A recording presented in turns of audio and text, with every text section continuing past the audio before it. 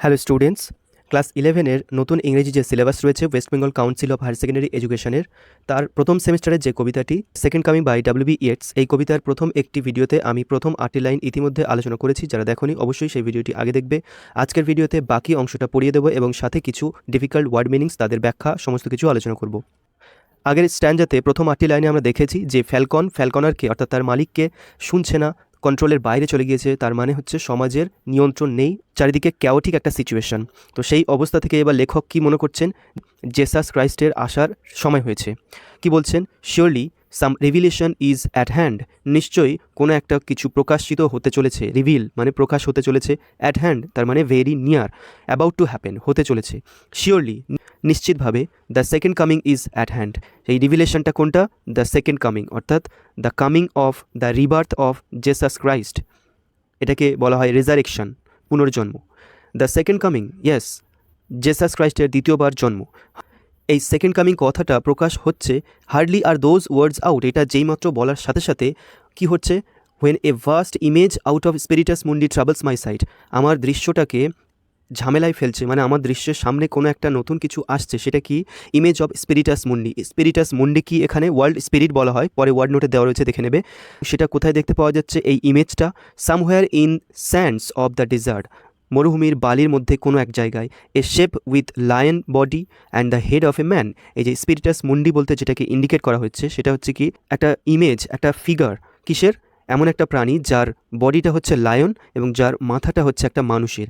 এটা ইন্ডিকেট করছে লায়নের বডি অর্থাৎ স্ট্রেংথ, শক্তি, এবং মানুষের মাথা অর্থাৎ ইন্টেলিজেন্ট, বুদ্ধিকে ইন্ডিকেট করছে।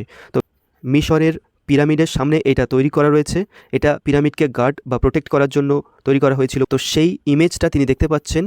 আর কি তার চাহনি বা তার লুকিং কেমন, তার অ্যাপিয়ারেন্স তো বলা হলো, এবং তার চোখে দৃষ্টিটা কেমন? A gaze blank and pitiless as the sun, সূর্য যেমন মরুভূমিতে নির্দয়ভাবে কিরণ দেয়, প্রচণ্ড উত্তপ্ত, তেমনভাবে পিটিলেস এবং ব্ল্যাঙ্ক, ফাঁকা, শূন্য, ভয়েড। কি? তার গেজ অর্থাৎ তার চোখের দৃষ্টি। ইজ মুভিং ইটস স্লো থাইস, এ যে প্রাণী, এর নাম হচ্ছে স্ফিংস। এই প্রাণীটি যার বডি হচ্ছে লায়ন এবং মাথা একটা হিউম্যান বিংয়ের, এ তার পা নাড়াচ্ছে, এ থাইগুলো সবে তুলছে। While all about it reel shadows of the indignant desert birds, অর্থাৎ এই মুহূর্তে যখন প্রাণীটি মুভ করছে তার চারপাশে একটা প্রচণ্ড ক্রুদ্ধ হিংস্র একটা পাখি, ডেজার্ট বার্ড মানে শিকারি পাখি, সে এসে উড়ে বেড়াচ্ছে এবং তার ছাওয়া পড়ছে। দ্য ডার্কনেস ড্রুপস এগেইন, আবার অন্ধকার হয়ে আসছে।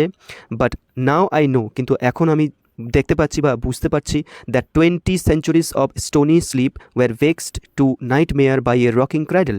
খুবই সিম্বলিক মিনিংফুল কথা এখানে ব্যবহার করা হয়েছে। 20 সেঞ্চুরিজ অফ স্টোনি স্লিপ অর্থাৎ 2000 বছর স্টোনি স্লিপ মানে ঘুমন্ত অবস্থায় রয়েছে, স্টোনি একদম পাথরের মতো নিশ্চলভাবে ঘুমিয়ে রয়েছে। ওয়ার ভেক্স টু নাইট মেয়ার, এটা দুঃস্বপ্নে যেন ভেঙে যাচ্ছে। নাইট মেয়ার মানে দুঃস্বপ্ন। বাই এর রকিং ক্র্যাডল, রকিং ক্র্যাডল বলতে বাচ্চাদের যে দোলনা ঘুমানোর জন্য যেটা ক্র্যাডল হয়, মানে যেটা দোলনা দেওয়া যায়, সেই দোলনাটা ছবিতে যেটা দেখতে পাচ্ছ। অর্থাৎ বলা হচ্ছে জেসাস ক্রাইস্ট যেন 2000 বছর ধরে ঘুমিয়ে রয়েছে, 2000 বছর আগে তিনি পৃথিবীতে এসেছিলেন, এবং সেই যে ক্র্যাডল বা দোলনা সেটা থেকে এখন তার দুঃস্বপ্ন হয়ে ভেঙে যাচ্ছে। দুঃস্বপ্নটা কি? এই যে স্ফিংস মুভ করছে, পাখি, ক্রুদ্ধ একটা পাখি, তার ছাওয়া এসে পড়ছে, উড়ছে, এই যে ইমেজ দেখে দুঃস্বপ্নে তার ঘুম ভেঙে যাচ্ছে, জেসাস ক্রাইস্টের জন্ম হচ্ছে। তাহলে এই যে লায়ন্স বডি এবং হিউম্যান হেড, এই যে স্ফিংস এবং খুব ইন্ডিগন্যান্ট ক্রুদ্ধ একটা পাখি, এগুলো হচ্ছে ক্যাওটিক সিচুয়েশনকে রিপ্রেজেন্ট করছে, এবং এটা জেসাস ক্রাইস্টের ঘুমকে ভাঙিয়ে দিচ্ছে যে তোমার যাওয়ার সময় হয়েছে আবার। And what rough beast, its hour come round at last, slouches towards Bethlehem to be born, অর্থাৎ একটা রাফ বিস্ট, সেই বিস্ট বা পশু, সে দেখতে পাওয়া যাচ্ছে এর সময় হয়েছে অবশেষে জেগে ওঠার, এবং সেটা ধীরে ধীরে স্লাউচেস মানে ধীরে ধীরে এগিয়ে যাচ্ছে। কোন দিকে? টুয়ার্ডস মানে দিকে, বেথলেহেম, বেথলেহেম শহরের দিকে যেখানে জেসাস ক্রাইস্টের জন্ম হয়েছিল। এখানে যে বাংলা অর্থ দেওয়া রয়েছে এটা তোমরা নিজেরা পিডিএফ থেকে পড়ে নেবে। এবার কিছু শব্দ দেখে নেবো আমরা। স্ফিংস বলতে যেটাকে বোঝানো হয়েছিল সেটা হচ্ছে এইরকম দেখতে, হিউম্যান হেড এবং লায়ন্স বডি। এর পা দেখতে পাচ্ছ এত পর্যন্ত, এটা হচ্ছে লায়নের বডি। আর এই যে রয়েছে পিরামিড, এটাকে প্রোটেক্ট করার জন্য এই স্ফিংসকে তৈরি করা হয়েছিল। আর এটা হচ্ছে ক্র্যাডল, বাচ্চাদের ঘুমানোর জন্য যে দোলনা। তো জেসাস ক্রাইস্ট, শিশু বাচ্চা জেসাস, এখানে যেন ঘুমিয়েছিল 2000 বছর ধরে, এবং সেটা এখন নড়ছে এবং দুঃস্বপ্নে তার ঘুম ভেঙে উঠছে, পৃথিবীতে তার আসার সময় হয়েছে পুনর্জন্মের।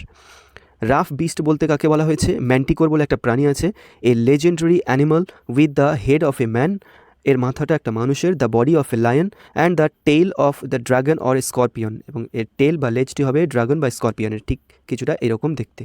Now let us look at some difficult word meanings.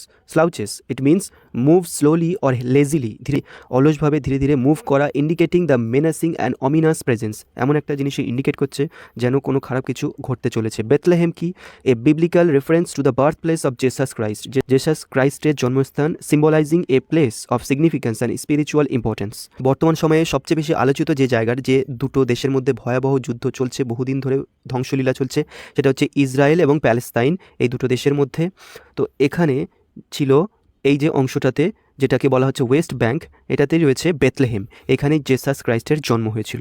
এটা ওয়ার্ল্ড ম্যাপে দেখতে গেলে এরকম দেখাবে। এটা হচ্ছে আমাদের ইন্ডিয়া, এবং ইন্ডিয়া থেকে ওয়েস্টের দিকে পশ্চিম দিকে গেলে এই যে ইসরায়েল এবং প্যালেস্তাইন দেখতে পাওয়া যাচ্ছে, এই অংশটা হচ্ছে জেসাস ক্রাইস্টের বার্থ প্লেস। ক্লিয়ার? তো সেই বার্থ প্লেসের কথা এখানে ইন্ডিকেট করা হয়েছে। রাফ বিস্ট, এটা আমরা আগেই দেখে নিয়েছি, গ্রিক পুরাণে উল্লিখিত নারীর মুখ ও সিংহের দেহ বিশিষ্ট ডানাওয়ালা দানব টাইপের, যেটা আমরা ছবিতে কিছুটা দেখলাম। তারপর কি বলা হয়েছে? রিভিলেশন মানে প্রকাশ, অ্যান্ড আনভেইলিং অর ডিসক্লোজার মানে প্রকাশ হবে, অফ সামথিং প্রিভিয়াসলি হিডেন, যেটা আগে গোপন ছিল, আননোন বা মানুষের কাছে অজানা ছিল, often associated with religious or apocalyptic context, অর্থাৎ কখনো কখনো ধর্মীয় ব্যাপারের সাথে এটা সংযুক্ত, রিভিল এই কথাটা। স্পিরিটাস মুন্ডি কি? এ ল্যাটিন ফ্রেজ, এটা একটা ল্যাটিন শব্দ, that literally means world spirit, বিশ্ব আত্মা। At hand, very near or about to happen, যেটা ঘটতে চলেছে, মানে second coming of Jesus is about to happen.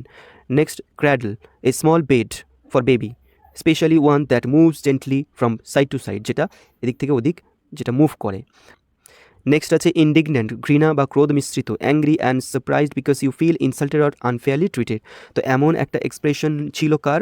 যে ডেজার্ট বার্ড ছিল তার। ভেক্সড মানে অ্যানয়েড অর ওয়ারিড, চিন্তিত।